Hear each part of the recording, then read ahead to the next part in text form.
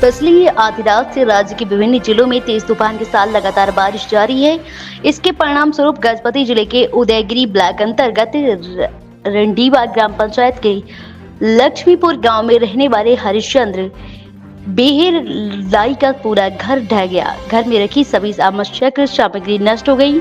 परिवार के पालतू मवेशी भी बारिश में भीगते हुए परेशान हो गए।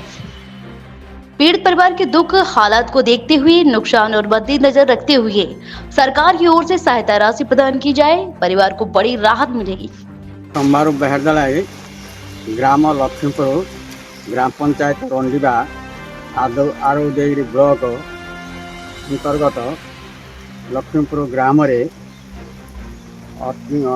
लगाण वर्षा हेतु राति 4:30-5 समय घर कांथ भांगी भुसुड़ी पड़ी जहाद्वारा आम लोकंर भुसुड़िया घर लोकंर धान मांडिया चाउल इत्यादि क्षति हो नष्ट हो जाइए। तेणुक सहायता किसी सरकार तरफ मिलते भल होता भुसुड़ी जाइए।